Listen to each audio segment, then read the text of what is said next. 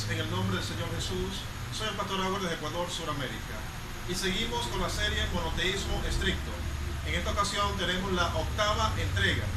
Y vamos a estar tocando el mensaje: el logo y sus dos estados de existencia. El logo y sus dos estados de existencia. Bueno es partir de forma introductoria y decir que en la eternidad pasada Dios ha estado, como siempre ha sido, absolutamente solo. El único espíritu que lo llena todo estaba solo. Escuchen bien, en la eternidad pasada, ante todas las cosas. Tenemos evidencia bíblica y revelación bíblica que la primera creación de Dios, o lo primero que Dios trajo a la existencia, fue el Logos. Y si alguien no maneja lo que es la terminología que estamos tratando, el Logos es un término griego que significa tratado, proyecto, pensamiento, plan. Entonces, como lo dice el Evangelio de Juan capítulo 1, versículo 1, en el principio era el verbo, y el verbo era con Dios, y el verbo era Dios. Entonces, lo primero que Dios trajo a la creación fue el Logos. Sabemos que hay creación material o inmaterial, tangible o intangible. Y lo primero que Dios creó, el Logos, fue algo intangible. ¿Sí? Seguimos entonces. La Biblia dice en Isaías capítulo 43, 10, dice que antes de mí no fue formado Dios, ni lo será después de mí. Entonces Dios estaba solo antes de todas las cosas. Y también dice el Señor en Deuteronomio 32, 39, ve ahora que yo soy y no hay dioses conmigo. Dios estaba solo. Entonces lo primero que Dios creó, lo primero que Dios trajo a la creación, a la existencia, fue el Logos. Un plan, un proyecto. ¿Sí?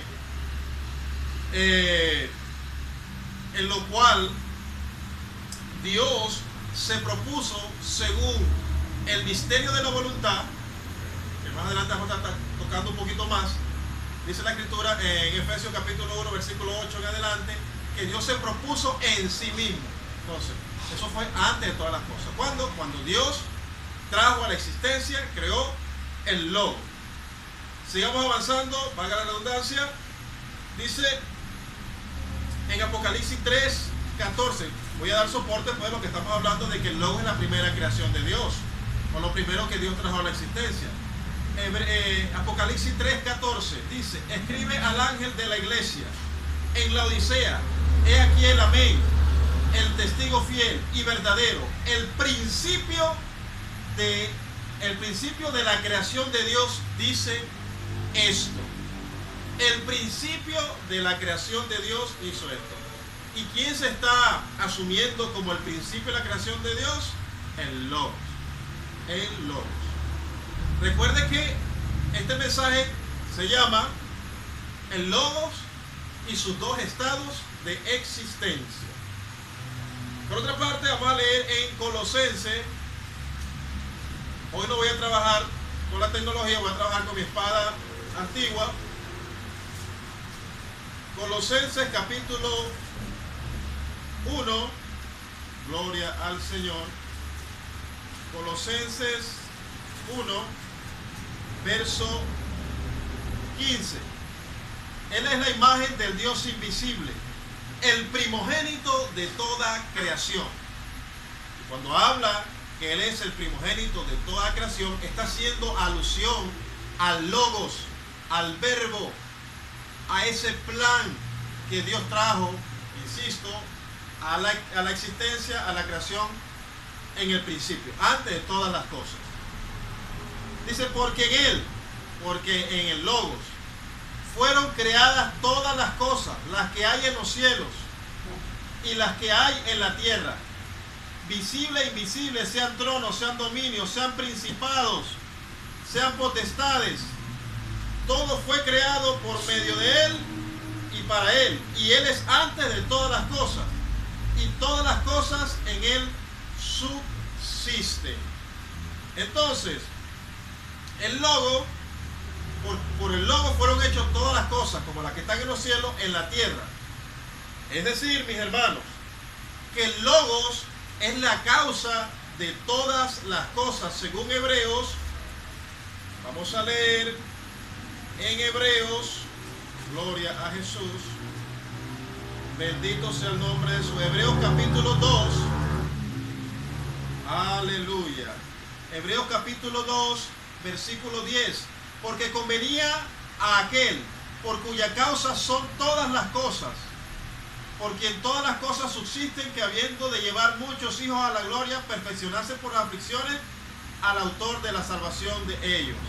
Entonces, el Logo es la causa de todas las cosas. El Logo es la causa de todas las cosas. Y todo fue hecho por medio de Él y para Él. Proverbios capítulo 8, verso 22 también nos da luces acerca del origen y creación del Logos. Proverbios capítulo 8, Proverbios 8, gloria al Señor Jesús, versículo, bendito sea el nombre del Señor, 22.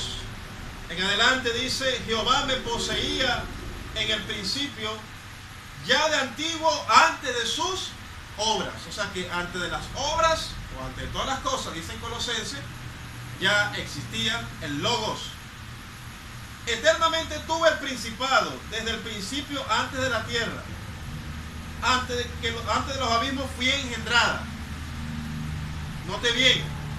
Aquí en el capítulo 8 del libro de Proverbios está haciendo alusión a la sabiduría. Y usted dirá: pastor, pero sabiduría y el Logo es lo mismo. Sí, el Logo y la sabiduría son lo mismo. Entonces, cuando dice engendrada, no es porque el Logos era algo femenino, sino que el término sabiduría, en su grafía, tiene una apariencia femenina. Pero no es que, porque las palabras en la gramática, escuche bien, las palabras no tienen, en algunos casos, géneros sexuales, porque no son entidades. Ciertamente los términos que son aplicados a los humanos, si se va a hablar de un hombre, se utilizan términos que tengan implicación de acuerdo a su género masculino. Y si se habla de una mujer, se utilizan términos que impliquen lo femenino. Pero como estamos hablando de no seres, de no entidades, de no seres humanos, seres angelicales, estamos hablando de algo, por utilizar un término que me llega a la mente más rápido y que sea lo más idóneo, algo abstracto, como es la sabiduría. ¿Ven? Entonces, por eso que dice, no puede decir gramaticalmente, por lo menos en nuestro idioma castellano, fui engendrado, sabiduría fui engendrado. No, porque ahí habría como una contradicción, o no estaría bien, a nivel sintáctico tampoco. Mire, entonces, la sabiduría fue engendrada antes de los abismos. Dice, antes que los montes fuesen formados, ante los collados ya había sido yo engendrado. O sea que, pastor, ¿cómo fue engendrada? ¿Quién la engendró? Se habla del engendramiento del Logos. ¿Cómo engendró el Logos o la sabiduría? En la mente de Dios. Dios concibió ese proyecto, ese plan, ese pensamiento. Eso es el Logos. Entonces, cuando habla que fue engendrado, se utiliza un término que da a entender de alguna forma que en su mente Dios engendró al Logos.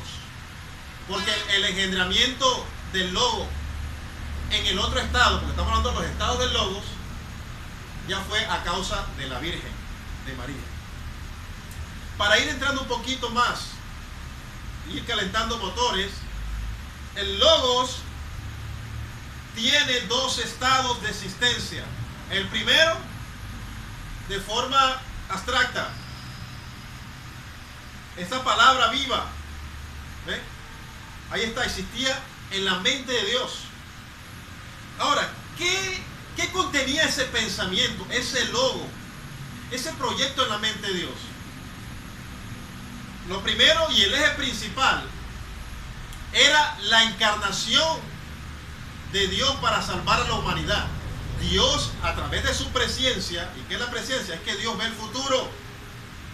Ya Dios sabía que el hombre iba a caer. Dios sabía todo eso. Y Dios desde el principio, a través del Logos, buscó una solución o creó una solución para redimir y levantar al hombre caído. Y para poder llevar al hombre caído, que sería ahora restaurado, a la eternidad. Y consumar su plan eterno. Lo que quiso hacer con Adán y con Eva, que ellos no lo hicieron, lo hizo el Señor como el segundo Adán, dando ejemplo al primer Adán. Entonces, dice la Escritura que ese Logos, también estamos hablando del contenido del Logos, de ese plan, ese proyecto, era salvar. Dios creó todas las cosas. El Logos fue la inspiración de Dios para crear todas las cosas, tanto en los cielos como en la tierra. Pero el Logos, el eje principal del Logos, es Dios manifestarse como hombre para salvar al hombre. Es Dios estar como hombre a la igualdad de la posición de la creación más grande, o la creación, no la más grande, la creación que Él más amó, que es la humana. Dios estuvo cara a cara en la condición de esa creación, de la humana, del reino humano, frente a frente y cara a cara, sintiendo lo mismo que nosotros. Ahí entra también el misterio de la voluntad de Dios. Pero eso trata el Logos. El Logos, Dios se ve en ese contenido del Logos, Dios se ve como Mesías, Salvador, como Cristo, salvando a la humanidad. Fíjense bien, yo les digo a ustedes que la sabiduría que habla en Proverbios capítulo 8 es el mismo Logos. ¿Por qué? Si nos vamos a Corintios, primera de Corintios, nos encontramos que Pablo da una revelación muy oportuna. Y dice acá, 1 Corintios capítulo 1, versículo 24. Mas para los llamados, así judíos como griegos, Cristo, poder de Dios y sabiduría de Dios. Entonces, Cristo es la sabiduría de Dios, la sabiduría que habla Proverbios. Y esa sabiduría es el mismo Logos. Por ejemplo, pastor, denos más argumento de lo que usted viene refiriendo. Claro que sí. Si nos vamos ahora al libro de Mateo, gloria al Señor Jesucristo. Mateo, capítulo 23, gloria a Jesús. Mateo, capítulo 23. Mire lo que dice Jesús. Jesús es llamado por el evangelista Mateo. Mire, quiero presentarle primero Mateo, Mateo, para después llevarlo a otro apóstol que también habló de este mismo momento en que Jesús profirió unas palabras.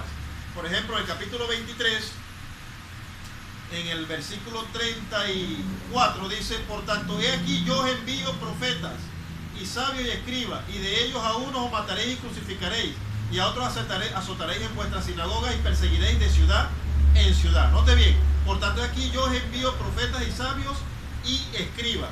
Mire ahora lo que dice Lucas en el capítulo 11, las mismas palabras, pero fíjense bien cómo lo llama Lucas, y Lucas estaba inspirado por el Espíritu Santo. Acá está. Lucas capítulo 11, versículo 49. Por eso la sabiduría de Dios también dijo: les enviaré profetas y apóstoles, y de ellos a unos mataréis y a otros perseguiréis. Es el mismo verso, solo que Mateo dice, Mateo no utiliza el término sabiduría de Dios, pero se está refiriendo aquí está hablando de Jesucristo, evidentemente, en el versículo 34, por tanto aquí yo os envío, y está hablando Jesús. Y acá en Lucas dice: por esto la sabiduría de Dios también dijo. ¿Quién es la sabiduría de Dios? El Logos. Les enviaré profetas y apóstoles, y a ellos a unos matarán y otros perseguirán. Entonces el Logos es la misma sabiduría de Proverbios capítulo 8. Gloria a Dios. Cabe destacar que Dios en el Antiguo Testamento, amada audiencia, Dios en el Antiguo Testamento, a través de su presencia, veía al Logos, escuche bien, como un plan, como una entidad, es decir, como un sujeto, el Mesías.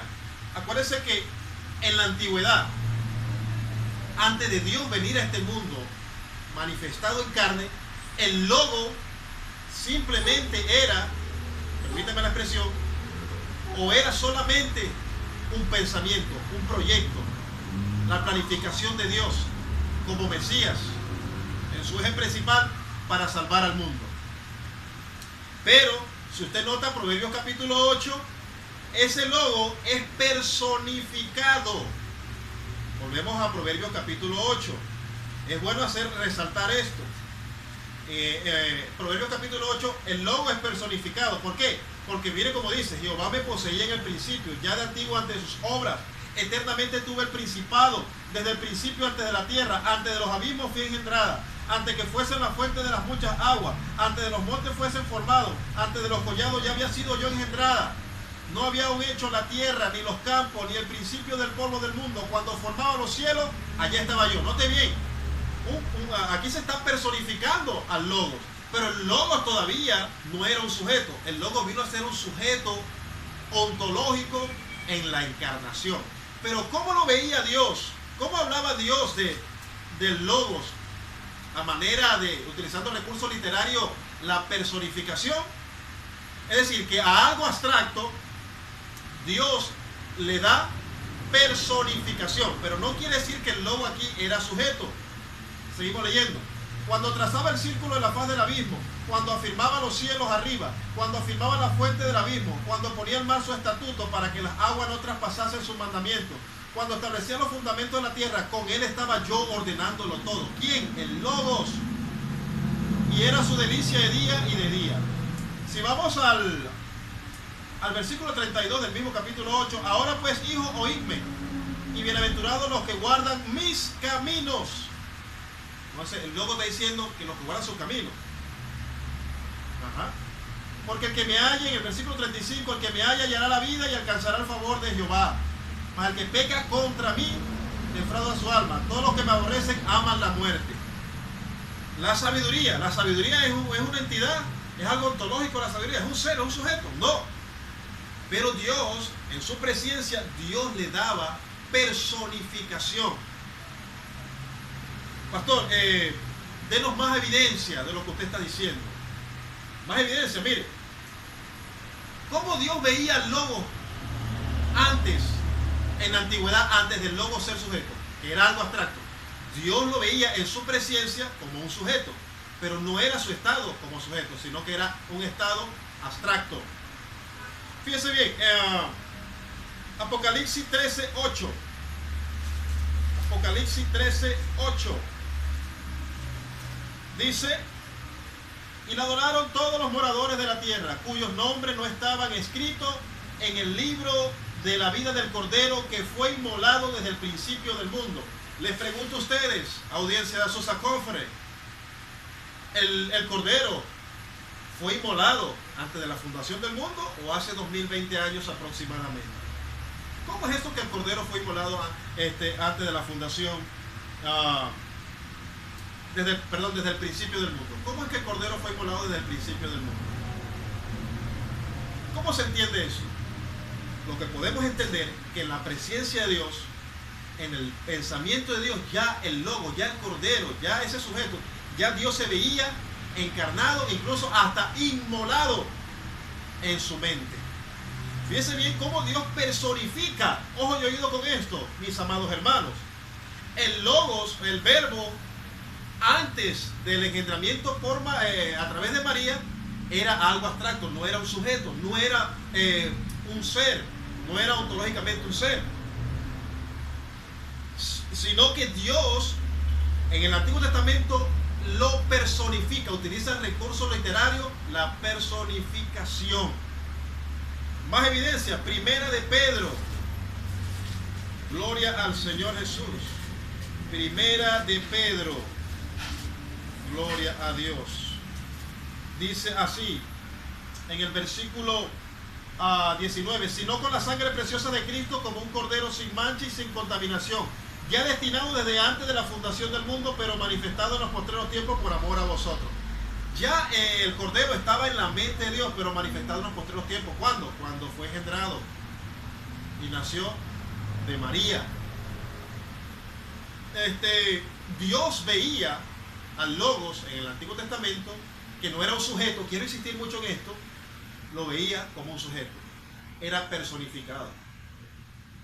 Pero no puede ser, el contexto no permite entender que el Logos era un sujeto antes del engendramiento a través de María. No. ¿Por qué? Porque el Señor dijo, antes de mí no fue formado Dios, ni lo será después de mí. Acuérdense que la Escritura dice, en el principio era el verbo, y el verbo era con Dios, y el verbo era Dios. Ahora, en el principio era el logo, y el logo era con Dios, el logo era Dios. Ahora, ¿qué es el logo? El pensamiento. Pero el pensamiento no es otro Dios. Es como nuestro pensamiento. El pensamiento suyo, o lo que usted planifica, o los proyectos que usted tiene, no es otro ser aparte de usted. Es algo abstracto. Es su pensamiento. Entonces, el pensamiento de Dios no era otro Dios, sino que Dios planificó su venida a esta tierra como un sujeto, como un hombre. Pero en la antigüedad, antes del engendramiento por María, no era un sujeto, simplemente era un proyecto. Pero Dios veía ese proyecto y lo personificaba, sin ser un sujeto todavía. Así lo ve Dios. A través de la Escritura podemos notar esto. Gloria a Dios. Incluso en Juan 17:5, cuando el Logo fue hecho carne, en Juan 17:5 dijo Jesús, como Logo, como verbo, Padre, glorifícame al lado tuyo con aquella gloria que tuve antes que el mundo fuese. ¿Cómo es eso si él no era sujeto todavía? Acuérdense lo que dice Proverbios capítulo 8, y ahí eso tiene el contexto y se relaciona. Proverbios capítulo 8, otra vez, gloria a Dios. Proverbios capítulo 8, bendito sea el nombre de Jesús, dice en el versículo 27, cuando formaba los cielos, allí estaba yo, trazaba el círculo en la faz del abismo, cuando firmaba los cielos arriba, con él estaba yo ordenándolo todo, y era su delicia de día en día. Dios, al Logo, al Cordero, en su mente, Dios le dio una gloria en la eternidad pasada, cuando fue concebido, cuando Dios la trajo a la existencia. Eso es lo que está hablando en Juan capítulo 17, versículo 5. Pero no es que había otro Dios con Dios y gozaban y estaba ordenando todo. No. Dios por medio del Logo hizo todas las cosas. Avanzamos. Fíjese bien. Ya estamos terminando. Aquí tengo otras notas. Gloria al Señor. Bendito sea el nombre de Jesús. La encarnación del Logos. Vamos con la encarnación del Logo. El Logo, recuerden, cuando no existía nada, ante todas las cosas, Dios trajo a la existencia o a la creación el Logo, la idea, concibió Dios. El principio de la creación de Dios, eso. Dios, en el Antiguo Testamento o en la Antigüedad, Dios personifica, le da personalidad al Logos. Pero el Logos no era un ente, no era un ser, sino que Dios lo mira como un ser en el Antiguo Testamento, por las escrituras que yo les he mencionado.